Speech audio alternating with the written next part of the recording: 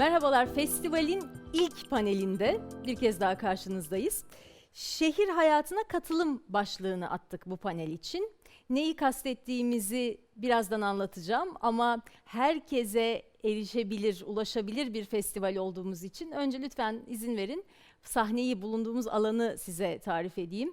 Bir kere bizi çok mutlu eden bir fotoğraf var. 4 harikulade kadın bana eşlik ediyor bugün. Sabancı Center İstanbul'daki sahnemizde sevgili misafirlerim Arzu Şenyurt ve Zelal Yalçın benimle birlikte.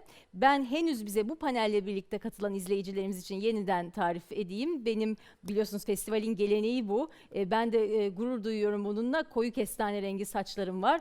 Arada bazı beyazlar var. Onlarla da gurur duyuyorum elbette. Kırmızı bir tulum giymek istedim bugün sizlerle birlikte olacağım için. Hem en sevdiğim renklerden biri hem de evet yani şöyle canlı, içimizi açan, her şeye rağmen buradayız demenin iyi bir yolu olduğunu düşündüm. Benim hemen sağ tarafımda sevgili Arzu Hanım eşlik ediyor. Birazdan onlar da tasvir edecekler bugünü, bu anı ve onun yanında da sevgili Zelal Hanım bize katılıyor. Güzel de bir sahnemiz, ekranımız var. O ekran üzerinde festivalimizin logosunu görebiliyorsunuz. Sabancı Vakfı'nın ve British Council'ın logolarını görebiliyorsunuz. 2 harikulade hanımefendiyi de görüyorsunuz elbette. Kimler bu hanımefendiler? Bize online olarak katılacakları için malumunuz pandemi şartlarında. Sevgili Sinem Mısırlıoğlu ekranın bana göre sağ tarafında bulunuyor ve Londra'dan bize katılan sevgili Mandu Reid de hemen sol tarafımızda. Bu değerli hanımefendilerle beraber çok güzel bir panele başlayacağız. Şehir hayatına katılım demekle neyi kastettik? Öyle bizden çok uzaklarda bir konudan bahsetmiyoruz aslına bakarsanız. Şunu kastediyoruz. Hepimiz çok farklı geçmişlerden geliyoruz. Yaşlarımız farklı, geldiğimiz aileler, kökenlerimiz farklı, dünyanın neresinde yaşıyoruz, hangi şehrinde yaşıyoruz bunlar farklı, hikayelerimiz farklı. Korkularımız, kırgınlıklarımız, ümidimiz, cesaretimiz, sevgimiz, yaşadıklarımız farklı. Ama bir şey hiç değişmiyor. Biz hep birlikte iyi olmak, hep birlikte yaşamak ve başarmak durumundayız. Yani bir tek kişinin biricik iyiliği üzerinde bir kurtuluş maalesef mümkün değil. O yüzden geride kimseyi bırakmadan nasıl iyi oluruz, cesaretli oluruz, bu mücadeleyi nasıl en iyi şekilde veririz? Bunu konuşacağız. Bir de tabii şehirler bize bu konuda ne kadar katkı sunuyor? Bundan da bahsedeceğiz. Bir karnemize bakacağız şöyle ne biliyoruz bu konuda diye. Sizlere aslında isimlerini söyledim ama onlarla ilgili kısacık bilgi vermeme izin verin misafirlerimizden. Arzu Şenyurt, Engelli Kadın Derneği üyesi. Birazdan kendisine soracağım hikayesini. Görme engelli bir avukat olarak başlamış mesleğe. Düşünsenize avukatlar şimdi yeni mesleğe yeni başlayan stajyer avukatlar bile biz ne zaman bu işi bırakırız da bir Ege'de sahil kasabasına yerleşiriz acaba diye hesap yapıyorlar. Hiç kolay değil. Arzu Hanım'a soracağım bu işin inceliklerini, hem bir kadın hem de engelli bir birey olarak nasıl mücadele verdiğini. İşte o mücadeleyi daha da kurumsallaştırmış kendisi. 2011 yılında Engelli Kadın Derneği kurucuları arasında yer almış. Aynı zamanda Sabancı Vakfı hibe programına da katılmış ve 2013'ünde fark yaratan isimlerinden biri. Hikayesini dinleyeceğiz. Sevgili Zelal Yalçın ki tasviri kendisi yapacak ama ben de dayanamadım. Çok beğendim onun bu böyle bir hani kırmızılı, siyahlı güzel elbisesini, enerjisini. İstanbul Büyükşehir Belediyesi Sosyal Politikalar Koordinatörü Zelal Hanım ve aynı zamanda Mor Çatı ve Kadının İnsan Hakları Yeni Çözümler Derneği'nin de gönüllüsü. Yerel siyaset sahasında çok kıymetli faaliyetleri var. Yerel Eşitlik İzleme Derneği'nin kurulması sürecinde de yer aldı. Birazdan nasıl oluyor bu süreçlerde kadının varlığı, var olabiliyor muyuz, nasıl var oluyoruz bunu da soracağım. Sevgili Sinem Mısırlıoğlu Kadın Koalisyonu gönüllüsü. Çok kısa bir biyografiyi bizimle paylaştı Sinem Hanım. Genelde böyle gönüllü olmuyorlar. Bütün çok iş yapan, çok iş başaranlar çok az anlatma niyetinde oluyorlar. 2016'dan bu yana Kadın Koalisyonu'nun gönüllüsü. Sivil toplum kuruluşları özelinde de toplumsal cinsiyet ve yerel siyaset alanında önemli çalışmaları var. Ki bu panelin de konusu o çalışmalar. Birazdan bakacağız hani şehirlerin karnesi nedir dedik ya, beraber var olma mücadelemize destek konusunda acaba nedir? Cevapları kendisinden alacağız.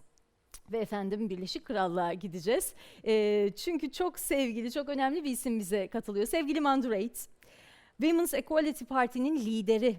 bir lideri ağırlamaktan, kadın lideri ağırlamaktan onur duyuyoruz. Aynı zamanda kim bilir belki de Londra'nın gelecek belediye başkanıyla da konuşuyoruzdur. Çünkü Mayıs ayında gerçekleşecek seçimlerde Londra Belediye Başkanlığı için aday olacak. Sevgili Mandu'ya da çok teşekkür ediyoruz. Onu selamlıyoruz ve hızlıca başlamak istiyorum. Arzu Hanım'la elbette. Arzu Hanım benim anne babam da hukukçu. O yüzden hani ben de adliyelerde epey bir vakit geçirdim.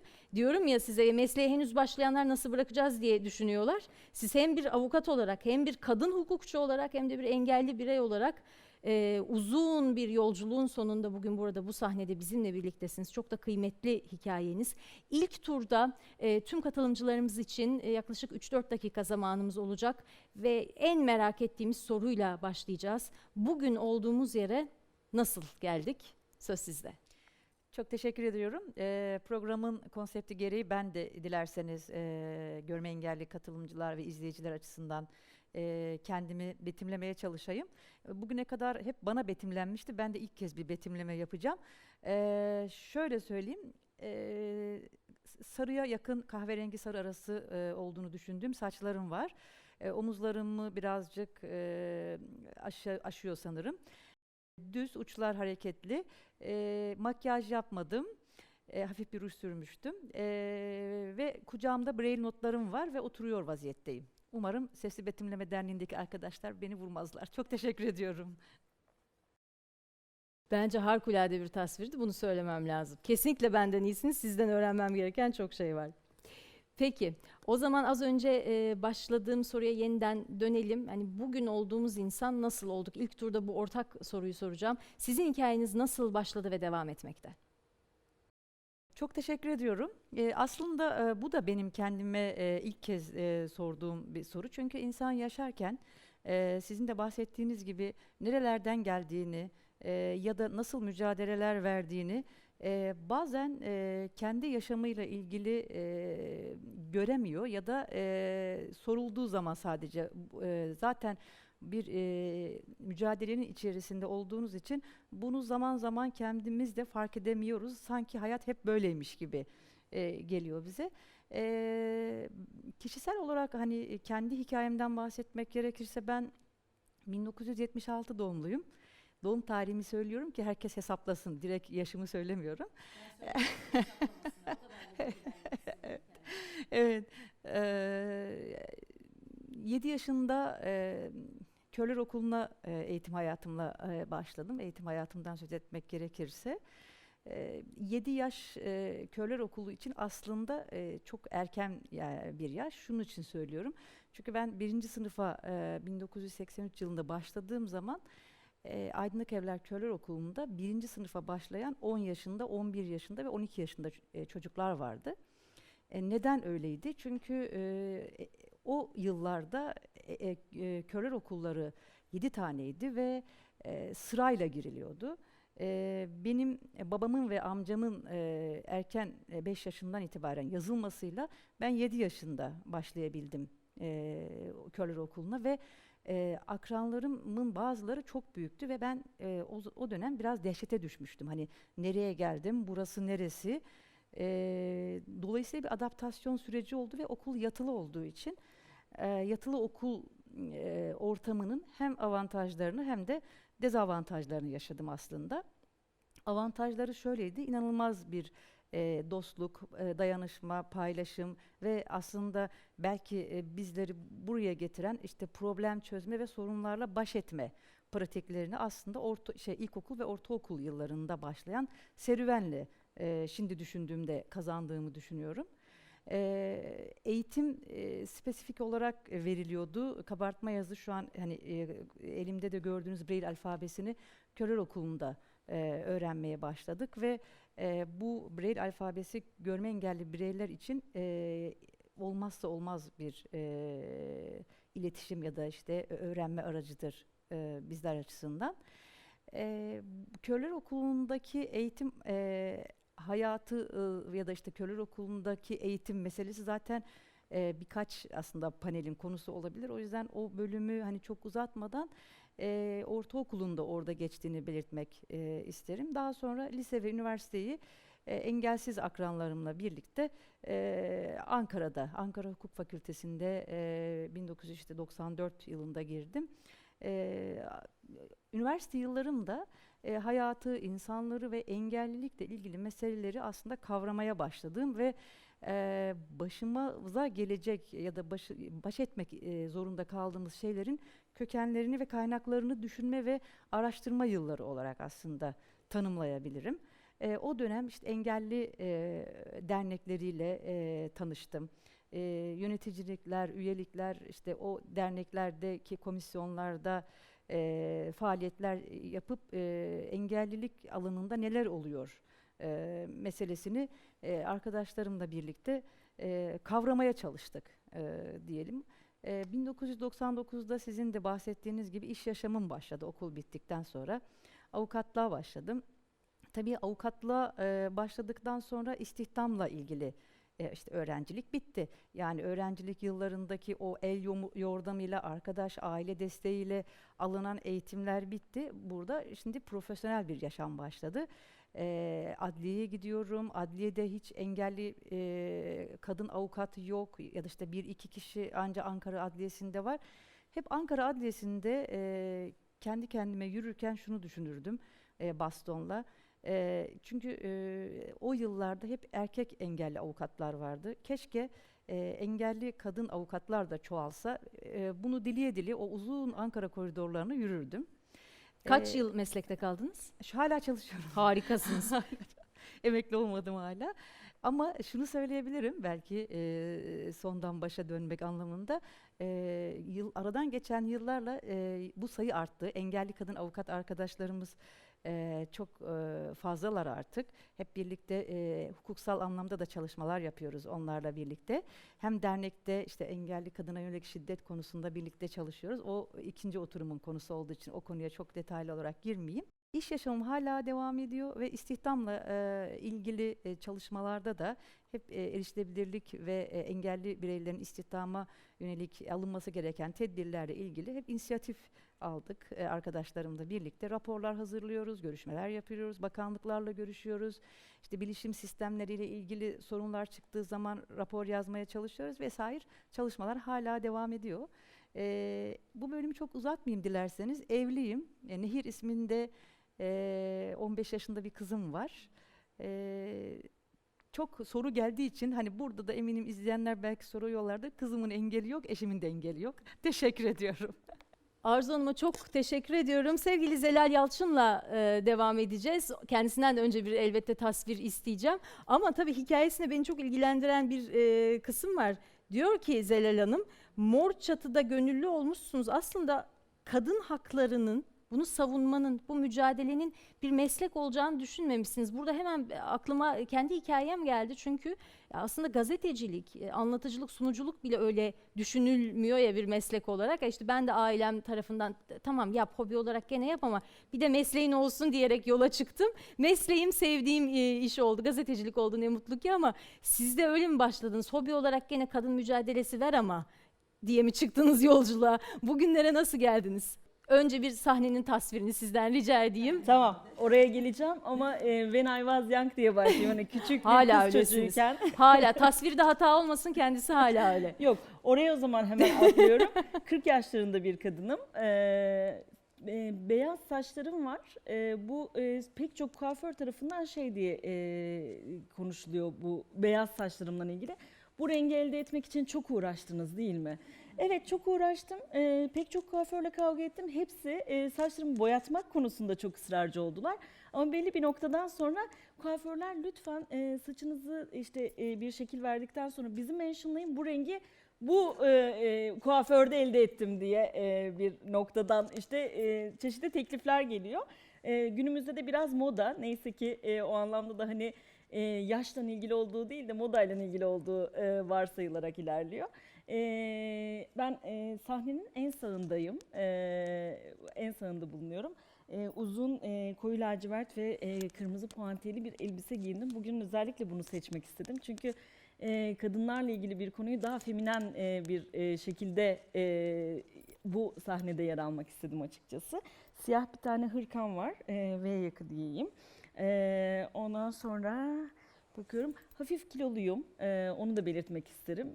Ve kilolarımla da mutluyum. Biraz daha vermek konusunda ihtiyaçlarım olabilir çeşitli. O sağlıkla ilgili diyelim ama bir estetik kaygıyla ilgili olmadığının da altını çizeyim. Ve tekrar çocukluğuma döneyim aslında. Hakikaten buraya nereden geliyoruz? Çocukluğumuzdan geliyoruz diye düşünüyorum. Ben 2 erkek bir kızın olduğu bir ailede büyüdüm. Ve bu topraklarda ama sadece bu topraklarda değil aslında dünyanın genelinde de cinsiyet eşitliğinin maalesef tam anlamıyla yerleşmediğini, hala bunun mücadelesini büyük bir uğraşla kız çocuklarının eğitime katılması, ondan sonra çeşitli farklı alanlara katılması için bugün verdiğimiz mücadele benim açımdan da açıkçası geçmişte kendi hayatımın mücadelesiydi. Evin içerisinde 2 tane erkek kardeşte kendi hayatıma baktığım zaman burada bir farklılık var. İşte onların oyunlarıyla benim oyunlarım arasında. Ya da onların işte eve girme saatiyle benim saatlerim arasında bir farklılık var dediğim, o yaşlarda aslında fark ettiğim o cinsiyet kimliğinin kendisi gün geçtikçe yetişkin çağlarda çok daha belirgin bir hale gelmeye başladı. Ve üniversite yıllarında da feminizmden tanıştım. Bütün kafamda sorguladığım o eşitsizlik hali, kendi hayatımla ilgili olan ama sadece kendi hayatım değil, başka kadınların, başka genç kadınların hayatında da gördüğüm, çok net bir şekilde tanık olduğum o eşitsizlik halini aslında üniversitedeki bir tartışma sırasında ya bununla ilgili aslında tam da bir aktivizm alanı var, bir mücadele alanı var. Adına da feminizm deniyor. Elbette ki feminizmi o güne kadar da duymuştum ama çok daha fazla toplumda hakim olan işte feminizm demek erkek düşmanlığıdır. Şimdi ben erkek düşmanı değilim. Abilerimi de seviyorum, babamı da seviyorum. İşte ne bileyim hane içerisindeki diğer kişileri de seviyorum. Ya da erkek arkadaşlarımı da seviyorum. Erkek düşmanı değilim, feminist değilim ama diye cümleler kurarak aslında oralara geldim. Sonra bir öğrendim ki ya feminizm bu demek değil aslında. Feminizm tam da birbirimizi sevmeye devam etmek ama aynı zamanda eşit olmak denilen şeyin kendisi ve bu eşitlik için de çaba harcamak, mücadele etmek. Buna demek, bu anlama geldiğini fark ettim. Yani gerçekliğimle bilincim orada oturdu diyebilirim aslında. Üniversite yıllarından sonra Mor Çatı Kadın Sınav Vakfı'nın gönüllüsü oldum. Ve istatistik okumuştum. Uluslararası ilişkilerle merakım vardı. Dış ticaret alanına yöneldim. Ama o ara Mor Çatı Kadın Sınav Vakfı'ndan bir iş teklifi geldi. Yol arkadaşlarım oradaki bir ihtiyaçtan dolayı beraber olabilir miyiz profesyonel anlamda da diye sordular. 2 tane kaygım vardı, yani bir politika yaptığım alanda para kazanmak, ya hani bu benim aktivizm yaptığım alan. Ama aslında bana aktivizm yaptığım alan için değil, bir sürü başka işler için arkadaşlar o işi teklif ediyormuş. Onu sonradan fark ettim. Ama bir yandan da şu genç bir kadın olarak şu kaygım vardı çok net bir şekilde.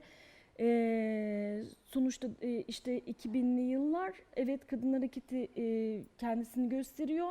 Ama kadın hareketinin içerisinde olmak, feminist alanın içerisinde olmak hala çok işte marjinal bir algı içerisinde. Dolayısıyla da ben iş bulur muyum? Bir gün Mor Çatı'dan çıkarsam bir gün benim işim olur mu diye ciddi bir içsel kaygı yaşadığımı hatırlıyorum. Ve kendi kendime de şöyle bir çözüm buldum orada. Ya burada hani 1-2 sene çalışırım, buradaki ihtiyacın giderilmesi için destek olurum, gönüllülüğümü ve emeğimi koyarım. Sonrasında da bunu yazmam CV'me başka bir işe başvururken. Ve Mor Çatı'da uzun bir çalışma hayatım oldu. 6 yıl kadar farklı pozisyonlarda çalıştım. Sonra bir ara verdim, çeşitli kurumlarda işte danışmanlık yaptım. Sonra 2015 yılında karşıma şöyle bir iş fırsatı çıktı. Bir trafik kazasında kaybettiğimiz sevgili yol arkadaşımız Boysan Yakar'ın Şişli'de eşitlik birimi kurulmasıyla ilgili bir çalışması vardı ve dedi ki gelir misin, ekipten birisi olur musun dedi. Çok şaşırdım, yani ben gerçekten iş bulamayacağımı düşünürken bir kamu kuruluşunda gerçekten büyük hareketlerin aslında çabalarıyla kurulmuş olan bir yapının içerisinde var olmaya başladım. O gün yerel yönetimler kapısı açıldı ve yerel yönetimlerdeki aslında eşitlik adına yapılabilecek imkanları fark etmiş oldum. Ve hem kadın alanında hem çocuk alanında pek çok iyi politikayı orada hayata geçirebildik. Örneğin çok hani böyle gurur duyarak söylemek istiyorum. Babalık izninin 1 aya çıkartılmasını toplu iş sözleşmesinde hayata geçirebildik Şişli'de. Çocuk ihmal istismarı ile ilgili uzun soluklu kampanyalar yapabildik.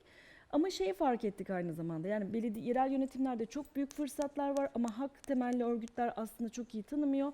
Biz burayı nasıl acaba birleştiririz derken Yerel İzleme Araştırma ve Uygulamalar Derneği'ni kurduk. Yereli sivilleştirmek, sivili yerelleştirmek gibi bir mottomuz vardı ve bunun için çaba harcadık. Derken 2019 yerel seçimlerinde çok heyecanlı bir seçim kampanyası yaşandı. Sizler de, bütün Türkiye, hatta dünya takip etti. Sayın Ekrem İmamoğlu'nun Sosyal Politikalar Koordinatörü olarak seçim ekibinde yer aldım. Yani o anda sanırım şöyle bir şeydi. Yani Mor Çatı'ya işe başlamam gibi bir andı diyeceğim. Yani sonuçta çok bıçak sırtı bir süreç işledi ve tartışmayı kendi adıma şey yaptım. Yani biz burada var olma sebebim kadınlar ve çocuklara dair politikaların yerel politikada ana akımlaşmasını sağlamak olmalı diye bir misyon yükledim kendime. Ve gerçekten de yerel seçimlerde kreşler sanırım en çok konuşulan Doğru.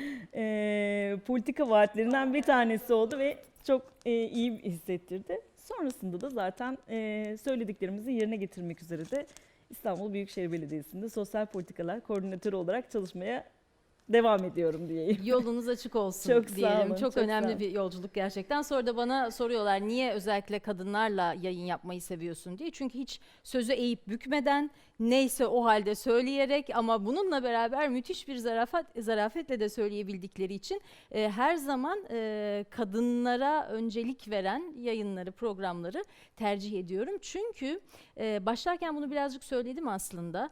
Yani kadınların sözü, fikri, emeği ve bunun konuşulması ile ilgili bence şey de ayırmamak lazım, yer de ayırmamak lazım. Dünya öyle yüreklendirmiyor fazla hiçbirimizi. Hiç. Dolayısıyla biz de zaman zaman şey gibi hissedebiliyoruz. Şimdi beni izleyenler de hak verecektir buna. Çalıştığınız kurumda, bulunduğunuz alanda, sahada yani rahatsız ettiysek biz kalkalım gibi. Hani maruzatımızı söyleyip çekilelim. Hayır, daha çok konuşacağız. Sesimiz daha gür çıkacak. Çünkü iyi şeyler duyuyoruz kadınlar konuştuğunda, iyi fikirler. Sevgili Sinem Hanım'la devam etmek istiyorum. Sinem Mısırlıoğlu'yla. Kendisinden de önce bulunduğu yeri ve kendisini anlatmasını biraz rica edeceğim. Peşi sırada şunu soracağım. Tabii bugünlere nasıl geldik sorusu yerel yönetim alanında çalışan hem de sivil toplum alanında çalışan birine sorulduğunda hani baştan apayrı bir panel konusu olabilir. Ben çünkü yerel yönetimdeki kadın liderlerle de bir yayın yapma şansı bulmuştum. O şöyle özetlediler süreci. Adaylık süreçlerinde bile ah Duygu Hanım ah yani işte Ayşe Fatma yazan çok liste bir odaya girdi çıktı Ali'ye Ahmet'e döndü. Yani biz bu konuda çok zaten zorluk yaşıyoruz dediler. Müthiş bir dayanışma yani parti gözetmeden inanılmaz bir dayanışma gösterdiler. Sizin hikayenizi elbette merak ediyoruz. Onu duymak isteriz. Bugüne, bu salona, bu panele hangi yollardan geçerek geldiniz? Merhabalar. Önce ben de bir kendimi ve çevreyi anlatmaya çalışayım. Bu çok zor olmayacak çünkü olabildiğince sade bir yerdeyim. Oturuyorum. Üstümde çivit mavisi bir tişört var. Çünkü ben ailemi ziyarete geldim ve 2 tişört, 2 kotla geldiğim için çok da seçme şansım yoktu. Ama Allah'tan en sevdiğim tişörtümü yanıma almışım ki hani buraya da sizlere de en sevdiğim, kendimi iyi hissettiğim bir şekilde katılmak isterdim. Saçlarım kısa. Yani bir tarafım daha kısa. Sağ tarafım daha kısa, sol tarafım daha uzun. Kulağımda sizin fark etmediğiniz ama yine benim çok sevdiğim telkari küpelerim var. Ve beyaz bir kulaklıkla konuşmaya çalışıyorum şu anda sizle ve bir boş duvarın önündeyim, bomboş. Beyazla gri karışımı bir duvarın önünde oturuyorum ve sizle bu şekilde konuşuyorum. Dediğiniz gibi aslında ben de biraz Arzu gibi hiç düşünmedim, hiç sormadı kimse aslında. Yani hiç sormadı ve hayat o kadar hızlı akıyor ki ve özellikle toplumsal cinsiyet alanında aslında Türkiye'de hangi alanda çalışırsanız çalışın yerel siyasetle ilgileniyorsanız, sivil toplumla ilgileniyorsanız ve kadın alanlarındaysanız belki bu biraz daha zor hale gelmiş oluyor. Fakat hayat çok hızlı akıyor ve Hani siz ne yapmıştınız, nasıl başlamıştınız, hangi ara buraya geldiniz, o süreçte neler yaşadınız fark etmiyorsunuz bile. Bu çok bir noktada üzücü bir şey aslında. Hep şey diyorum, biz izleme çalışması yaparken koalisyonda, çünkü yaptığınız şeyi de göremiyorsunuz. Çünkü sürekli bir yapma halindesiniz. Koalisyonda biz izleme çalışması yaparken biraz onu da fark ettik. Hani izlemenin bir iyi yanı da geriye dönüp ne yapmışız? Çünkü izlediğimiz şeyler aynı zamanda hepimizin katkı sunduğu, dönüştürmek için emek harcadığı şeylerde. Biraz izlemenin öyle bir avantajı da oluyor. Ne yaptığımızı, ne ettiğimizi yani durabilmek de bir mesele. Çünkü durmaya hakikaten vaktimiz yok. Her yer bir mücadele alanı çünkü. Ama izleme yaparken durup ne yaptığınızı düşünüyorsunuz. Ya da birisi de soru sorduğu zaman neredeydim ve nasıldım ve ne hale geldim sorusuna bir yanıt bulmaya çalışıyorsunuz. Tabii nasıl oldu? Biraz bugünle de bağlantılı bir şey. Bu Kadın Dostluk Kentleri adı altında 2005-2015 yılları arasında Sabancı Vakfı'nın desteklediği, Kader Kadın Adayları Destekleme Derneği Ankara Şubesi'nin paydaş olarak yer aldığı, Birleşmiş Milletler tarafından yürütülen, sanırım Türkiye'deki en büyük yerel yönetimler üstünden, yerel siyaset üstünden toplumsal cinsiyet ana akımlaştırmasına dair bir program yürütüldü 10 yıl boyunca Türkiye'de ve ben de onun sağ koordinatörlerinden biriydim. Sonradan ekip olabildiğince genişledi. Türkiye'deki yani en güçlü kadınlarla, örgütlerle, akademisyenlerle bir yol çizmeye çalıştık. Bütün hedef şuydu, yerel siyasette toplumsal cinsiyet perspektifini oraya yerleştiriyor olabilme. Ve benim yani Zelal kadar şanslı değildim. Üniversitede tanışmadım aslında. Benim kadın koalisyonuyla da yollarımın kesişmesi, toplumsal cinsiyetle yollarımın kesişmesi de aslında bu programa vesile oldu. Bu program sayesinde oldu. Ben kamu yönetimi mezunuyum. Aslında yerel yönetimler okudum. Yani işim yerel yönetimlerdi. Fakat toplumsal cinsiyet üstünde yerel yönetimlerin hayatlarımıza ne kadar dokunduğu, ne kadar dönüştürücü olduğu, bir kadının hayatını ne kadar etkileyebileceği, nasıl bambaşka şeylere yol açabileceğini görmem 10 yıllık bir deneyimle oldu tabii. Çünkü bu süreç bizim aynı zamanda eylem planları yaptığımız, belediyelerle stratejik planlar yaptığımız, yani ve sadece belediyelerle değil şüphesiz ki Taşra Teşkilatı'yla aslında sizin de buradaki konu başlığınız kentte kadın olmak ve katılım üstünden neler yapabileceğini gördüğüm bir alan oldu ve oradaki deneyimler bir süreden sonra yani biraz bende iş olarak başladı, bir gönüllü yaşama ve sivil toplum örgütlenmesine dönüştü. Çünkü hayatımın kontrolünü ele almamın yolu aslında, yani Türkiye'de katılım mekanizmaları çok fazla değil, çok da güçlü değil. Ve kadınlar çok da görünür değiller. Tabii ki 10 yıl içinde 15 yıl içinde çok şey değişti ama hala değiller. Hayatımın kontrolünü ele almak, hayatım üstünde söz sahibi olmanın bir yolu da aslında yerel yönetimlere dahil olabilmek ve onunla da sivil toplum aracılığıyla dahil olabilmek. Yani olabileceğiniz her alandan, girebileceğiniz her alandan dahil olmak ve elimizde de sivil toplum vardı. Yapabileceğim şey de sivil toplumdu. Ve Kadın Koalisyonu'nda tam da ilgilendiğim alan hem yerel siyaset hem de toplumsal cinsiyet alanından ilgileniyordu. Bunun üstünden ben de sanırım hiç vazgeçmeyecek şekilde ve bir daha kopmayacak şekilde hem koalisyona hem de toplumsal cinsiyet çalışmalarına bağlandım. Şeyi vurgulamak istiyorum. Bir iki şey çok etkileyici ve dönüştürücüydü benim için. Bir gün yerel siyaset çalışmalarına, yani belediyelerle yapacağımız etkinliklerde sağlığa erişim konusu. Şimdi her konunun bir cinsiyeti var. Sağlığın da bir cinsiyeti var tabii. Ve biz kadınlarla beraber belediyeyle ortak bir çalışma yürüttük ve mesela o gün o çalışma yaptığımız zaman bu yerel eylem planlarının, ihtiyaç tespitlerinin, yani pek çok uzun bir sürecin sonunda ortaya çıkan bir çalışmaydı. 2 tane kadın, yani yani normalde çok basit bir şey. Fakat o kadar kıymetliydi ki 2 tane kadın sadece o dönem o belediyeyle öyle bir çalışma yapma ihtiyacı hissettiğimiz için erken tanı aldı ve hayatları kurtuldu aslında kadınların. Şimdi bu noktada yerel yönetimlerin sadece sağlık alanında yapacağı bir çalışmanın bile ne kadar hayat kurtarıcı olabileceğini görüyor olma hali, yani hayata doğrudan dokunma hali. Yerel yönetimlerin önemi bu, çünkü doğrudan hayatlara dokunabiliyorsunuz.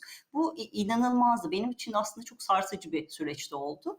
Bir hikaye de aslında onu Zelal'le söyledi. Yani bu sadece bizim üstümüzden değil ama yerel yönetimlerde evet çok imkan var ve onlar da dönüşüme çok açık aslında. Sadece umursamamak üstünden değil ama fark etmek, hayata müdahale etmenin en belirleyici, yani ilk adımı ve farkındalık sağlıyor olma hali, yerel yönetimler içinde de farkındalık sağlıyor olma hali çok dönüştürücü, hepimiz için dönüştürücü.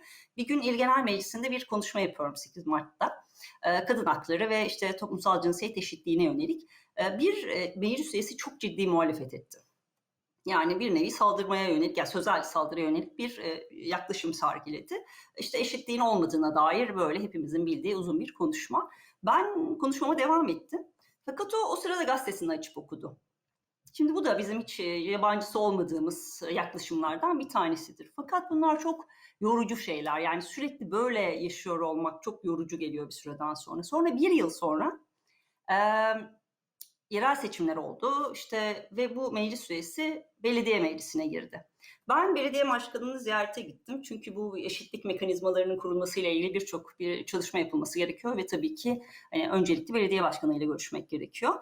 Ve orada şeyi gördüm. Ya bu meclis üyesi belediye meclisine geçmiş ve orada üst düzey bir görev almış. Ben kapıdan girer girmez belediye başkanının yanına geçmeden önce onu geçmem gerekiyordu çünkü. Dedim ki Sinemciğim çok zor bir yıl seni bekliyor. Yani umarım o eşitlik komisyonları ve eşitlik birimlerini yeniden kurma şansımız olacak diye düşünürken orada tekrar yani belediye başkanını beklerken tekrar tabii ki toplumsal cinsiyet eşitliği kadınlar ve erkekler üstünden bir sohbet gelişti. Tekrar bu sefer başka bir tarafından yine sözel bir müdahale ve inanılmaz bir şekilde bir yıl önce bana müdahale eden, benle konuşurken beni dinlemeyen meclis üyesi benim ağzımı bile açmama gerek kalmadan eşitliği oradakilerini anlatmaya başladı ve benim kelimelerimle anlatmaya başladı. Yani benim kelimelerimde derken yani o süreç içinde o meclisle yürüttüğümüz çalışmalar doğrultusunda kullandığımız argümanları onlara karşı kullanıyordum. Gazete okumuyormuş yani, sizi dinliyormuş bir taraftan. Dinlemekten öte evet beni dinliyormuş. O ayrı, dinlemiyormuş gibi gözüküyormuş, dinliyormuş. Ve algılamış ve önemsemiş ve aktaracak kadar önemsemiş. Şimdi burada şunu görmek de çok önemli. Biz çalışmaları yaparken bu kadar uzun zamanımız olmuyor. Yani biz bir yerle konuşuyoruz, gidiyoruz, bir çalışmayı yürütüyoruz, devam ediyoruz hayatımızı. Çünkü dediğim gibi yapacak çok fazla şey var. Ama o süreç bana yani benim tabii uzun bir süre belediyeyle çalışmamdan kaynaklı yaptığımız şeylerin ne kadar dönüştürücü olabileceği, o anda anlamasak bile mutlaka yerel yönetimler üstünde bir iz bırakacağımız ve dönüştürücü bir eyleme dönüşeceği, bir politikayı dönüşeceğine dair çok ciddi bir inanç ve güven vardı. Ve buradan hareketle de zaten yerel siyasetin hepimizin hayatındaki yeri düşünüldüğü zaman yani hem profesyonel hayatımı hem de topyekün gönüllü olarak ayırabileceğim tüm zamanı yerel siyaset ve tabii ki toplumsal cinsiyet konusuna ayırmaya karar var. Aslında bu karar vermekle değil, yaşam oraya aktı. Ya aksi düşünülemez. Çünkü hani bu çok doğrudan benim hayatım hatta hepimizin hayatıyla ilgili bir şey olduğu için. Evet. Hazır son örnek ümitliyken, ümit var örneklere ben böyle sıkı sıkı tutunuyorum. Hemen Mandure'ye dönmek istiyorum bu konuda. Tabii ki söze başlarken önce kendisinden de bir tasvir rica edeceğim. Yayın başlamadan önce biz ekranda onu gördüğümüzde ben Arzu Hanım benden rica etti bana biraz anlatabilir misiniz diye. Ama tabii ki onun tasviri çok daha açıklayıcı olacaktır kendisine dair. Sorum da şu olsun sevgili Mandure, ben bir gazeteci olarak kadın meslektaşlarımla da konuştuğumda zaman zaman şey hissine kapılabiliyoruz. Yani işte bu yaptığımız iş, bu söylediğimiz söz bir yere geliyor, takılıyor ve yetmiyor. Bir şeyleri değiştirmeye yetmiyor. Şimdi sizin hikayenizi çok merak ediyorum. Nasıl başladı, nasıl ilerliyor? Siyasetle bir şeyleri değiştirebileceğinize dair inancınızı, umudunuzu nasıl ayakta ve diri tutuyorsunuz? Ek sorum da bu. Good afternoon, Istanbul. I am so grateful to be here. Thank you for inviting me. I really appreciate it. First, a description. I am sitting in my home, in my front room in London. Behind me is a beautiful picture showing a group of women who are having a conversation. And I have this, it's the biggest picture in my living room because I want to be reminded of how important it is for women to come together, share our stories, and to talk. I have brown, very curly hair. I'm wearing black glasses, and I'm also wearing a black shirt, which has a print on it featuring lots of eyes. And for me, it's one of my favorite shirts, but these eyes actually symbolize how important it is that women are visible, visible in public life, visible in business, visible in education, visible in politics. It's the start of all change depends on people being able to see that we are here. Just as the previous panelist spoke about when she discussed the future mayor of a town, responding, even though he pretended he wasn't, to the fact that she was there and she was visible. I'm not wearing any makeup. That is not a political gesture. I just don't know how to put makeup on. I never really learned, and I rarely have the time to do it. So I hope that's a satisfactory description of me and my surroundings. Thank you once again for inviting me here. To tell you a little bit about my story, how have I ended up here? I am the first woman of an ethnic minority to lead a political party in British history. My party, the Women's Equality Party, is the first and only feminist political party in British history. We are only 5 years old. And to be perfectly honest with you, me standing for election as Mayor of London in just a couple of months' time is not something I imagined would be, part of my life, part of my destiny, part of my future. My journey to feminism and to political feminism is quite surprising, quite strange, certainly unexpected journey. I grew up in Southern Africa in the final years of the apartheid regime. My mother is a black woman, my father is a white man, and so you can imagine in the final years of apartheid, our family itself was politically significant. And I think you can imagine that for me, growing up there at that time, the fight for racial equality was the fight that I understood and I saw and I identified with. I'm going to be honest with you, I was a slow developer when it came to feminism. I'm 40 years old, and truthfully, when I was a young woman, I was one of those young women who believed that we didn't need feminism anymore. The work had been done, that women were equal and had the opportunities because we could, we had equal rights to vote. Certainly the country I live in, we could go and to university, attend education, and I believed the lie that we didn't need feminism.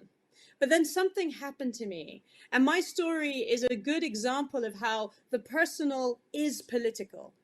Because when I was in my early 30s, I fell pregnant, and it wasn't a planned pregnancy, and I wasn't in a proper relationship with the man.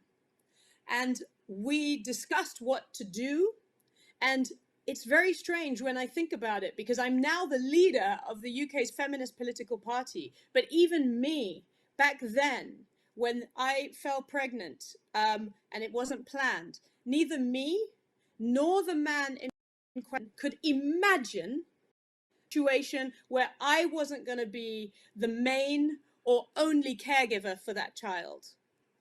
I couldn't imagine it. He couldn't imagine it. And so I had to make a decision, because my life and my plans to be an activist, to contribute to the world, to make change in the world, to have a career that I was proud of, were not going to work alongside me having total and sole responsibility for raising a child as a single parent, because I was not in a proper relationship with this man. And he was a nice guy, but he wasn't going to do anything when it came. It was his child too, but he wasn't prepared to play his part. And so it was in that moment that I really started to understand how gender roles, stereotyping, the ideas we have about how men don't do care work, but women do. And women's careers are always a lower priority to men's careers. I realized that we need feminism and we need political feminism. I've always wanted to have children, but I am sad in some respects to say that in that moment I made the choice to have an abortion because I could not balance my plans for the work I wanted to do and how I wanted to contribute to society with the situation I was in. And then I learned about the Women's Equality Party, the party I am now the leader of. And that showed me how it doesn't have to be like this. We are campaigning for men to have equal rights and there to be an expectation around them playing their part as fathers. So having time off work to help look after children. We are campaigning for childcare to be treated as an essential public service so both men and women can contribute their talents to our society, to our economy. We are losing out on the talents of so many brilliant women because our society doesn't support them to have family life and productive careers where they can use their experience and their skills in service of the whole community. Our society does not support men to play bigger roles in the home. And I believe that we can change this, but we can't change it if we sit still. And so my personal experience and my personal journey showed me how we have to speak up. We have to make women visible. We have to stand up for each other. We have to involve men and invite them to take more responsibility for some of the we as women have done unpaid for hundreds of years to support our societies. And so I have a lot more to say on this, but I also really want to hear from the other panelists. So I won't take up too much time because I'm sure some of the other things I want to discuss will come up later in the conversation. Thank you. Biz teşekkür ederiz.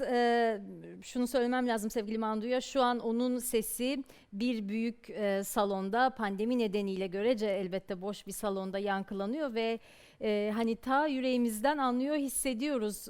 Çok teşekkürler tüm katılımcılarımıza bir kere bu kadar açık, bu kadar yürekli şekilde kendi gerçekliklerini ve bizimkileri anlattıkları için. Elbette soracak çok sorun var daha. Hız kesmeden hemen ikinci tura başlamak istiyorum. Biraz biz ne yapıyoruz ve ne yapmalıyız bundan sonrası kısmında yine Arzu Hanım'la başlamak isterim. Arzu Hanım, Engelli Kadın Derneği olarak siz hani dedik ya şehre katılım, toplumsal hayata katılım, neler yapabiliyorsunuz? En çok ihtiyaç nerede? Ne yapılması lazım? Teşekkür ederim. Şimdi öncelikle Engelli Kadın Derneği'nin kısaca nasıl bu noktaya gelindi meselesiyle ilgili birkaç cümle kurmak isterim.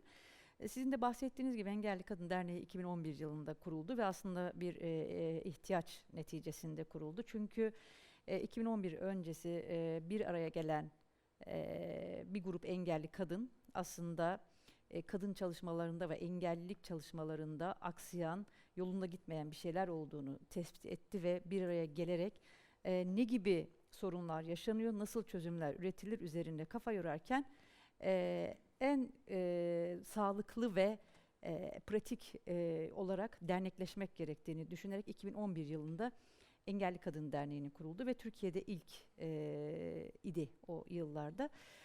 Sonrasında işte hem sivil toplum alanında hem de kamu politika uygulayıcılarıyla bir araya gelinen bir dizi birçok çalışmalar yapıldı. Ki bu çalışmaların en önceliği ve en başlangıç noktası Sabancı Vakfı'yla Engelli Kadın Derneği arasında yürütülen ve 3 yıl süren engelli kadınların hak temelli mücadele adımları projeleri oldu. 1, 2, 3 şeklinde. Bu projeyle Engelli Kadın Derneği engelli kadınlara ulaştı ve yaklaşık 14 yanlış hatırlamıyorsam şehirde 160 kadar engelli kadınlarla bir araya gelindi. Toplumsal cinsiyet eşitliği, kadına yönelik şiddet, engelli hakları gibi konular engelli kadınlarla atölye çalışmalarıyla ve eğitimlerle bir araya gelinerek eğitimler düzenlendi. Yine bu proje kapsamında ilk kez benim tanışma konuşmamın bitirme cümlelerinden de bir tanesiydi. Toplumda en çok sıkça sorulan sorular dediğimiz bir kitapçık hazırladık ve orada bize en çok sorulan soruları ve cevaplarını hazırladık. İnternet sitemizde mevcut bu haliyle engellikadın.org'da. Aynı zamanda engelli kadın ve toplumsal cinsiyet ve engelli hakları ile ilgili el kitapları hazırladık proje kapsamında. Yine çok kıymetli bir çalışma 2013-2014 yıllarına ait engelli kadına yönelik şiddet raporunu Engelli Kadın Derneği hazırladı ki bu Türkiye'de ve birçok ülkede ilk çalışma denilebilir. Dünya Sağlık Örgütü dahil ülkemizdeki kadına yönelik şiddet çalışmaları yapan kamu ve sivil toplum kuruluşları arasında engelli kadına yönelik şiddet istatistikleri maalesef o yıllarda hiç yoktu. Biz bu raporla aslında engelli kadınlara yönelik şiddeti görünür hale getirerek ne gibi sorunlar yaşanıyor, şiddetle mekanizma noktalarında engelli kadınların somut durumları nedir diye bilgi edinme başvuruları, medya taraması, meclisteki soru önergelerinin taranması ve birebir anket çalışmasıyla bu projeyle engelli kadınlara yönelik şiddet raporunu hazırladık. Bu rapor Türkiye'de de bahsettiğim gibi bir ilkti ve çünkü başta şiddetle mücadele mekanizmaları dahil bu mekanizmalar engelli kadınların erişimine elverişli ve uygun olmadığı ortaya çıktı. Aslında mevzuat anlamında engelli kadınlarla ilgili çok iyi noktadayız. Nasıl iyi noktadayız? Çünkü Birleşmiş Milletler Engel Hakları Sözleşmesi ülkemizin de taraf olduğu ilk taraf olan ülkelerdeniz biz. Madde 6 engelli kadınlarla ilgili. Dolayısıyla biz bu maddeden de hareket ederek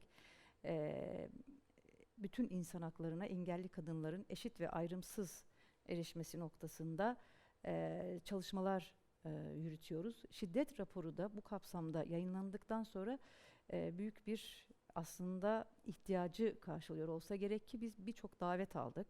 Aile ve Sosyal Politikalar Bakanlığı'na bağlı Kadın Statüsü Genel Müdürü bizi davet etti ve ulusal eylem plan çalışmalarında derneğimizden yararlanmak istediklerini belirttiler. Yine zaten rapor hazırlama çalışmalarında görüştüğümüz kadın örgütleri, engelli örgütleri raporumuzu referans vererek çalışmalarına devam ettiler. Bugün söyleyebiliriz ki akademik anlamda o yıllarda hiç olmayan çalışmalar, engelli kadın meselesiyle ilgili test çalışmaları, akademik araştırmalar, anketler inanılmaz zengin bir noktaya doğru ilerliyoruz aslında. Ve artık gerek kamuda gerek sivil toplum çalışmalarında engelli kadın meselesi bu çalışmalarla görünür ve bilinir bir hale geldi. Bu çalışmaları yaparken en çok aslında bizim önemsediğimiz konulardan bir tanesi de bu kadar engelli kadını bir araya getirmek. Sabancı Vakfı'ndaki o projeyle bizimle birlikte çalışan arkadaşlarımız çok yakından hatırlayacaklardır. İlk kez 20-30 kadar engelli bir kadın örneğin biz final toplantılarımızı Ankara'da yapıyorduk. Projelerdeki çalışmalar bittikten sonra illerde. Atıyorum o yıl 3 ilde çalışıldı. 20 kadından 60 kadın. Yarısının gelemediğini varsayarsak 30 kadar kadını uçakla Ankara'ya örneğin biz davet ediyorduk. Bir otelde ağırlıyorduk ve siz oradaki şeyi düşünün. Ortamı düşünün. Erişilebilir otel bulmaya çalışıyoruz. Havaalanındaki çalışmalar, transfer meselesi yani hani sadece 30 engelli kadını Ankara'ya davet etmek değil, burada ortaya çıkan bir sürü erişilebilirlik problemini de yaşıyor ve çözmeye çalışıyorduk. Ama gerçekten çok büyük bir farkındalık oldu. Havaalanında, işte Kızılay sokaklarında, otel çalışanları vesaire engelli kadın görünürlüğü açısından bu Ankara buluşmaları bizim açımızdan çok öğretici oldu. Sonrasında bu raporlar çıktıktan sonra mecliste ziyaretlerimiz oldu. Orada lobi çalışmaları yaptık. Aynı şekilde Kamu Denetçiliği Kurumu gibi kurumlar bizi davet etti. O kurumlarla görüştük, kadın uzmanlarla. Dolayısıyla bu atölye çalışmaları bizim açımızdan da çok öğrenme içeren çalışmalardı. Çünkü biz engelli bireyler olarak zaman zaman kendi yaşadığımız alan dışındaki alanları bilmediğimizi fark ettik. Örneğin bu atölyeler sırasında ben görme engelliyim. Jinekolojik muayene masalarının fiziksel engelli kadınların erişimine nedenle uygun olmadığını ya da tıbbi görüntüleme cihazlarının, Sinem bahsetmişti galiba, bizde de mesela tam tersi oluyor. Nasıl oluyor? Tıbbi görüntüleme cihazı dediğimiz cihazlar fiziksel engelli kadınların erişimine uygun olmadığı için birçok kadında, engelli kadında tanı alamadığı için belki kansere yakalanma riski olabiliyor. Dolayısıyla sağlık hakkı ihlal edilmiş oluyor engelli kadınların. Biz bir araya geldiğimiz kamu, sivil toplum ve yerel yönetimlerle her fırsatta, başta sağlık hakkı olmak üzere, engelli kadınların erişimine, engelli kadınların haklarının ihlal edilmeyeceği düzenlemelerin bir an önce yapılması konusunda sürekli referanslar veriyoruz, danışmanlık yapıyoruz. Çünkü gerçekten şiddet başta olmak üzere engelli kadınların hakları bu tarz alınmayan tedbirlerle daha çok katmerli bir hale geliyor. Örneğin en basit acil yardım hatlarının işitme engelli kadınlara erişimine uygun olmaması halinde şiddete uğrayan bir işitme engelli kadın uğradığı şiddeti acil hatların erişim olmaması nedeniyle adli makamlara bildirememekte. Dolayısıyla biz hem kentteki yaşamın hem de sokakların engelli kadınların erişimine uygun olması için hizmetler planlanırken karar alma süreçleri dahil engelli kadınların da dahil edilmesine çok önem veriyoruz ve eğer karar alma süreçlerinde engelli kadınlar yer almaz ise yanlış planlamalarla kaynaklar çok farklı şekilde ve çok istenmeyen şekilde dağıtılacağı için alınması gereken tedbirler maalesef çok geç alınmış oluyor. Peki. Bu o kadar önemli ki tabii pek çok yüzü var bu tartışmanın ama onlardan biri siz de az önce bahsettiniz. Şiddet meselesi. Şimdi Zelal Hanım'la devam ederken onu soracağım. Bir taraftan yani İstanbul Büyükşehir Belediyesi bu. Bu İstanbul fotoğrafı bakmasını bilene ülkenin de fotoğrafı, dünyanın da önemli bir fotoğrafı. Bir taraftan hani kadınların şehir hayatına katılımında yerel yönetim ne yapıyor diye de soracağım. Ama ikinci sorum da şu, elbette pandemi. Bunu yok sayamayız. Pandemi, salgın başladı. Herkes evlerinde. Ama nasıl evlerde? O hanelerin içinde ne yaptı o kadınlar? Hangi koşullarda kaldılar? Neyle karşılaştınız? Neler yapıyorsunuz? Şimdi gerçekten pandemi dünyanın, Türkiye'nin, tabii ki İstanbul'un da karşılaştığında şok olduğu bir olayda. Hiçbir kimsenin de böyle hazırlıklı olduğu bir süreç değildi. Ancak şöyle bir gerçeklik var ki her ne kadar yapıların kendisi pandemi diye bir şeye hazırlıklı olsa da olmasa da bu kadın alanında, kadının ihtiyaçları alanında bir aksiyon, yani kasları varsa eğer, o kaslar o afet anlarında da çok daha güçlenerek hareket edebilir ve hayata geçebilir olduğunu gerçekten biz de kendi deneyimimizden fark ettik çok ilginç bir şekilde. Evet, ilk an böyle yoksulluğun ve açıkçası hani açlıkla ilgili çeşitli krizlerin baş etme ile ilgili önceliklerin masaya yatırıldığı bir noktaydı. Ama bunun yanı sıra şöyle bir realiteyi hepimiz gördük. Hanenin içerisinde bu kadar kapanmak, kadınlar için aslında o kadar da çok güvenli olmayan, o hanenin içerisindeki risklerin de arttığı bir dönemde. İstanbul Büyükşehir Belediyesi'nin biz geldiğimizde herhangi bir sığınma evi, kadına yönelik şiddetle ilgili spesifik bir çalışması bulunmuyordu. Biz geldiğimiz günden itibaren şiddet alanında nasıl bir aksiyon alabileceğimiz, zaten bunu seçim sürecinde de hattını, yol haritasını çizdiğimiz bir süreç vardı ve onu hızlıca devreye almıştık. Bir kadın sığınma evini, kadınların özellikle aslında sığınma evinden çıktıktan sonra bir süre daha ekonomik ihtiyaçlardan, evet, tam da çocuklarıyla ve kendisinin sürebileceği bir hayat için bir merkez düzenliyorduk ki pandemi oldu. Ve tam da o nedenden dolayı bu merkez pandemiden yaklaşık 1,5 ay sonra eksikleri hızlıca giderilerek şiddetle ilgili hizmet veren bir sığınma evine dönüştürüldü. Orada da şu anda 40'tan fazla kadın çocuklarıyla beraber destek almaya devam ediyorlar. Şiddetten kaçmış olan kadınlar destek almaya devam ediyorlar. Yine artan iş yükü, yükselen stres, yoksulluk aslında aynı zamanda kadınlarda çok büyük bir stresi. Çünkü Yani evdeki aç çocuk onun meselesi herkesten önce. Herkesten ve her şeyden önce onun sorunu. Yaşlının ihtiyacı, engellinin ihtiyacı. Maalesef bu hani toplumsal cinsiyete dayalı iş bölümünden kaynaklanıyor. Yani sevgili Mandu'nun da dediği gibi böyle olmak zorunda mı? Hayır değil. Ben kendi pratiğimden biliyorum. Yani benim 6 yaşında kızım var. Gerçekten çok büyük oranda babasının aslında bakım yükünü yüklendi. Ve çok da mutlu bir hani baba kız ilişkisi yaşıyor. Ama bu toplumun genelinde böyle mi? Maalesef değil. Dolayısıyla da o maalesef olmama hali kadınlarda başka bir stres alanı da yaratıyor. Bizim halihazırda devam eden psikolojik destek merkezlerimiz vardı. Bunları online'a çektik. Ve online destek içerisinde de kadınlar, yaşlılar, evin diğer bireyleri, gençler psikolojik destek alabildiler bu online hat üzerinden. Pandemi sonrasında çok yeni bir hizmet olarak bu erişilebilirlik meselesi hakikaten çok önemli. İstanbul Büyükşehir Belediyesi'nin de 153 hattı şehrin ihtiyaçlarıyla ilgili çok önemli bir alan. Pandemi döneminde de çok ciddi destekler sağladı 153 hattımız. Orası aynı zamanda orada Gözüm Kulağım İstanbul diye erişilebilirliği olan işte hem görme engelli hem işitme engelli bireyler için hizmet veren bir departmanı da var. Pandemide gerçekten de çok aktif çalışan bir birimimiz oldu.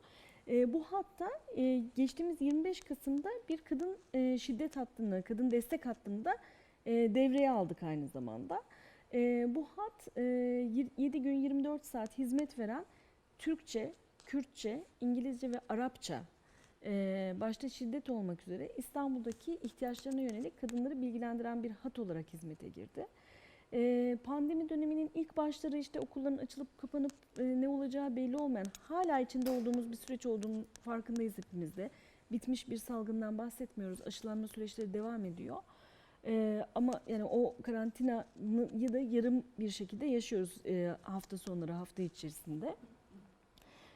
Bakım yükünün işte çok ne kadar önemli olduğunun farkındaydık. O önemli olan bakım yükü içerisinde hızlıca yuvalarımızı devreye aldık ve yuvalar hiçbir şekilde, kreşler hiçbir şekilde ara vermeden devam etti. Halihazırda 16 tane kreşimiz hem çocuklara hem ailelerine destek olmaya devam ediyor. Peki. Aslında anlatacak çok şey var biliyorum ama hani sürem azaldıkça bütün bu yapılan şeyleri, iyi, ümit veren çalışmaları daha çok duymak istiyorum. O yüzden hızlıca Sinem Hanım'a gideceğim. Çünkü onlar bir pandeminin şöyle bir haritasını çıkardılar. Dediler ki yerel yönetimler evet önemli eşitlikçi politikalar izlemeleri ama bakalım hangi belediyenin nasıl bir karnesi var? Nelerle karşılaştınız Sinem Hanım? Nasıl uygulamalardan bahsetmek lazım? Önce ben Arzu'nun söylediği bir şeye bir ekleme yapmak istiyorum. Çünkü bence onun söylediği şeyler çok önemliydi. Aslında bizim çalışmamız da biraz hani onu içeren bir çalışma ama o örnekle başlamak istiyorum. Bu Kadın Dostu Kentler programında yerel eylem planları yapılıyordu ve iller için yerel eylem planları yapıyorduk. Temel meselelerden birisi katılım, ki bunun birazdan da daha ağırlıklı üstünde durmak istiyorum. Katılım ve kapsayıcılık tabii ki. Herkesi kapsayacak bir eylem planı yapıyor olma hali. Ve biz kadına karşı şiddet başlığında ve kent güvenliği başlığında kadın örgütleriyle toplandık ve engelli örgütleriyle de toplandık o dönem. Fakat engelli örgütlerinde kadınlar yoktu. Yani erkekler vardı ağırlıkla ve biz toplantılarımızı erkeklerle de yaptık. Sonra işte eylem planları bitti, üstünden yıllar geçti. Biz eylem planlarının tanıtımlarını ve aktarıyoruz. Yani nasıl katılımcı ve başarılı ve işte cinsiyeti gören planlar yaptığımızı anlatırken Arzu Olabilir, Engelli Kadın Derneği'nin de olduğu bir toplantıydı. Çünkü Arzu Olabilir ya da başka bir arkadaş şöyle dedi. Biz tabii ışıklandırma hakikaten önemli bir şey. Yani kentin aydınlatılması önemli bir ayrıntı güvenlik açısından. Biz bu aydınlık konusu üstüne ağırlık vermiştik ve bunlardan bahsederken Engelli Kadın Derneği'nden bir arkadaş şey dedi. İyi de biz hiç görmüyoruz ki dedi. Yani sizin orayı aydınlatıyor olmanız bizim o sokaktaki güvenliğimize nasıl katkı sunacak dedi. Şimdi bu sizin için çok sıradan olabilir. Fakat onlarca insan bunu düşünmemiştik biz hiç. Yani hakikaten kent güvenliğinde engelli kadınların güvenlik üstünden o ışıklandırmanın anlamsızlığını ve onlar için özel başka bir önlem alınması gerektiğine dair onlarca insan, onlarca kurum hiçbir şey hiç düşünmemişti. Bu açıdan engelli, yani bir iki şey açısından çok önemliydi bu. Engelli Kadın Derneği, yani karma örgütler içinde ya da işte sadece kadınla özdeşmeyen, özdeşleştirilmeyen fakat toplumsal cinsiyetin her şeyi kestiğini kanıtlaması açısından, sizin sivil toplum örgütleriyle işbirliği yapmanızın yeterli olmadığı, orada katılımın, yani cinsiyet kimlikleri üstünden katılımın ne kadar önemli olduğu, cinsiyet kimliklerine de ne kadar önem verilmesi gerektiği konusunu anlatması açısından hepimiz için büyük bir ders olmuştu. Onu özellikle hakikaten Arzu tam da şeyden bahsetmişken, bu sağlığa erişimde kısmını anlatmışken bunu da aktarmak istedim. Kadın Koalisyonu olarak yaptığımız pandemi haritasında önce, yani tabii Kadın Koalisyonu'ndan çok kısa bahsetmek istiyorum. 2000 yılından beri bu yerel siyaset, yerel politika geliştirme süreçlerinde işte katılımcılığı ön plana çıkartarak bu süreçlerin toplumsal cinsiyete uygun tasarlanıyor olması, planlanmasından uygulanmasına kadar bütün aşamalarda toplumsal cinsiyet stratejisinin yerleştiriliyor olması, işte toplumsal cinsiyete duyarlı bütçelerin yapılıyor olması üstünde kurulu bir çalışmamız var. Yani odaklandığımız konulardan bir tanesi de bu ve sistematik olarak biz belediye incelemesi yapıyoruz. Bundan bir önceki çalışmada işte belediyeleri kadınlarla sınamak diye yine belirli belediyelerin toplumsal cinsiyet politikalarını izleyen bir çalışma yürütmüştük. Fakat pandemi bir afet, yani pandemi başlı başına bir kriz, afet ve sonrasından da gelen kriz süreci. Ve biz şunu biliyoruz, yani bunu sadece biz bilmiyoruz, bunu araştırmalar da gösteriyor. Afetlerin de cinsiyeti var. Yani işte örgütlerin yaptığı çalışmalara da bakabilirsiniz, akademik çalışmalara da bakabilirsiniz. En son 20 yıl boyunca dünyadaki afetleri ele alan bir çalışmada afetler, yani depremlerden, sellerden, tsunamilerden, hani bildiğiniz doğal afetlerden de bahsediyorum. Kadınların ölüm oranının çok daha fazla olduğu, tamamen toplumsal cinsiyete dayalı eşitsizliklerden kaynaklı. Bu yüzden biz afetlerin de bir cinsiyeti olduğunu bildiğimizden ve afetlerde ve sonrasındaki kriz durumlarında kadınların var olan eşitsizliği çok daha keskinleştireceğini ve kadınları çok daha zor duruma, çok daha yaşanması zor bir alan yarattığını bildiğimiz için pandemi sürecinde de belediyelerin politikalarına, toplumsal cinsiyet eşitliği üstünden politikalarına bakmak istedik ve sorduğumuz soruları aslında biraz da bunun üstünden sorduk. Pandemi sürecinde belediyeler bu kriz yönetiminde politika geliştirirken toplumsal cinsiyet farklılıklarını, yani kadınlarla erkeklerin aynı kentte yaşıyor olabilirler ama aynı koşulda yaşamadıklarını, aynı hizmete ihtiyaç duymadıklarını, farklı hizmetlere ihtiyaç duyabileceklerini ve tek bir kadınlık hali olmadığını, farklı kadınların farklı hizmetlere ihtiyaç duyabileceğini görebiliyorlar mı? Yoksa pek çok belediyenin düştüğü hata gibi, hayır biz sadece insana hizmet veriyoruz düsturuyla mı hareket ediyorlar? Biraz bunu izlemiş olduk. 12 başlıkta izledik biz bunu. Bu başlıkların ortaya çıkartılmasından, izlemenin yapılmasına, raporlanmasına, analizlerine, sosyal medya çalışmalarına onlarca kadının içinde olduğu bir çalışma. Bilgiye erişim çok zordu. Cinsiyete duyarlı bilgiye erişim çok daha zordu. Yani aslında öyle bir bilgiye erişebildiğimiz bile belki söylemek mümkün olmayacak. Şu önemli bir vurgu bizim için. Proje bazlı bir çalışma değil tabii bu pandemi haritasının çıkartılması. Çünkü başta söylediğim gibi aslında bu doğrudan hayatlarımızda, yani kadınların kendi hayatlarında söz sahibi olabilmesinin bir yöntemi ve politik bir duruşunda bir gerekliliği. O yüzden de bu izlemeyi gerçekleştirdik. Dediğim gibi 12 başlıkta gerçekleştirdik. İşte barınma imkanları, kadına karşı şiddetle mücadele, katılım öncelikli başlığımızdı. Sağlığa erişim, kültür, sanat, belediyenin kendi içinde yürüttüğü çalışmalar gibi ulaşım ve erişim hizmetleri gibi başlıkları aldık.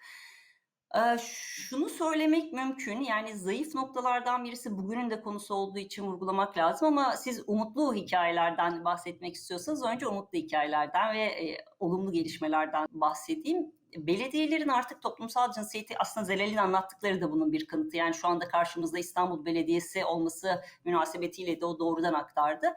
Buna benzer örnekler de var. Belediyeler artık, bazı belediyelerin en azından toplumsal cinsiyet eşitliğini hayata geçirecek önlemler almaya, hizmetlerini ortaya çıkartırken, hizmetleri planlarken bu farklılıkları görerek hizmet planlama yönünde bir eğilim sergiliyorlar. Bunlar çok olumlu gelişmeler ve biz şunu gördük, eylem planları olan, eşitlik birimleri olan, eşitlik komisyonları olan, yani yerel eşitlik eylem planları olan belediyelerin çok daha olumlu ve dönüştürücü adımlar attığı ortaya çıkıyor. Ya mesela bazı belediyeler için işte ev eksenli şimdi afetlerin bir cinsiyeti olduğu gibi farklı alanların da cinsiyeti var. Yoksulluğun da bir cinsiyeti var doğal olarak. Hani Türkiye'deki yoksullar arasında kadınların yoksulluk oranı erkeklerin yoksulluk oranından çok daha fazla. Çünkü kadınlar işte toplumsal cinsiyet eşitsizliğinden kaynaklı ve o iş bölümünden kaynaklı güvencesiz işlerde çalıştığı için bazı belediyeler bunu görerek mesela ev eksenli çalışan, evde temizliğe giden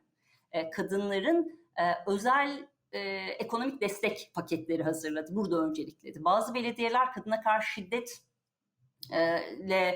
maruz kalan, sığınma evlerinde olan kadınlara yönelik özel paketler, ekonomik destek paketleri çıkarttı ya da işte gıda desteği yaptı. Bazı belediyeler üretici kadınlardan özel olarak ürünleri almaya dikkat etti. Bazı belediyeler barınma çok ciddi bir sorun. Yani barınma temel olarak da bir ciddi sorun. Kadına karşı şiddetle mücadelede de barınma çok ciddi bir sorun. Bazı belediyeler barınma üstünden kadınlara pandemi sürecinde de barınma imkanları yarattı.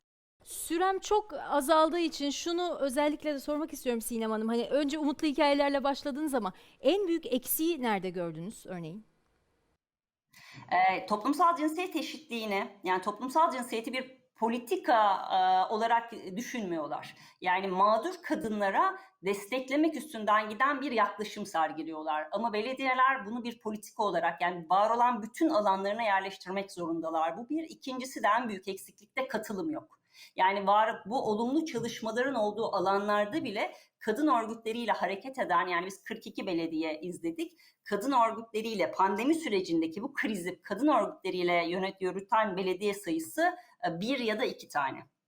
O da şiddet başlığı üstünden, bunu da vurgulamak istiyorum. Yani hani yine kadınlarla çalışmayı kadına karşı şiddet başlığına sıkıştırıp ama ana politikaların, farklı politikaların geliştirmesi üstünden katılımda yine kapalı. Katılım ve toplumsal cinsiyet eşitliğinin bir politika olarak algılamamaları ve buna yönelik politika geliştirmemeleri üstünden temel bir eksiklik var diyebiliriz. Peki. Hızlıca devam edeceğim çünkü sürem gerçekten çok az kaldı ama yani önemli sorular, Mandu'dan cevabını duymak istediklerim. Birincisi lideri olduğu partide kadınlara yönelik yapılanlar, yani istihdam, eğitim, sağlık politikası, toplumsal hayattaki eşitlikle ilgili yapılanlar. Bir de tabii işte son artık final sorumuzun içinde yine umut olsun. 6 Mayıs 2021'de gerçekleşecek seçimler. Londra Belediye Başkan adayı kendisi. Nasıl bir başkan olmayı planlıyor Londra için? Tabii kazanırsa, seçilirse de bütün bu ekibi kutlamaya davet edecek mi? Beraber kutlayacak mıyız? Of course, all of you and all of my sisters and brothers in Istanbul are always very welcome to London. Let's just take a step back. I want to talk about feminism. I want to define it because defining it helps to explain and bring to life what I'm talking about when I'm saying a city like London has potential to be a city in which men and women are truly equal citizens. Because at the moment, men and women are not equal citizens in London, and they are not equal citizens in Istanbul, and they are not equal citizens in any city of the world. But what does it mean? What is feminism really calling for? For me, feminism is about freedom, fairness, and everyone fulfilling their potential. That includes men. It is not, as a previous speaker said, about female supremacy or about female dominance. It is about creating the conditions in society where everyone can thrive. And so, as Mayor of London, what I would be doing is at every stage in the policy-making cycle, in the budget setting cycle, at any point where we are trying to problem solve something that is happening in our city, whether it's a pandemic or another crisis, or even just planning for the future, I will be asking, does this policy affect the freedom of anyone in our city? What does this look like from the perspective of women? Is this policy fair to everyone in our city? What experience are women having, for example, on the transport network? Somebody else said earlier that what we are calling for, equality, gender equality, intersects with everything you can think of. Women in any city in the world, because of our roles in society, use a transport system differently to men. Yet all transport systems have been designed with men's lives in mind. Historically, men travel in straight lines from the outskirts of the city to the center of the city. Yeah? Women travel in circles and they move around their neighborhoods and their communities because we are busy picking up children, buying groceries, working directly and more closely in our communities. Yet our transport systems allow people to go in and out of the center easily, but make it much more difficult to move around the local areas. As Mayor of London, I would transform the basic infrastructure of the city to accommodate women's lives. I would also address some of the negatives we experience, which is, simplified as violence against women. Street lighting is a really way to make our streets safer for women so we can exist, we can live, we can thrive, we can succeed just going about our business. That links to the freedom aspect of what I believe feminism is all about. Now, we in the Women's Equality Party, which is the party I lead, we have a recipe for what it would take to create a world where men and women are truly equal citizens. And the ingredients of this recipe are actually quite simple. Equal representation. Men and women should share power. We should sit round the tables where decisions are made together so that our half of the population, 50% of the population, gets to input into decisions.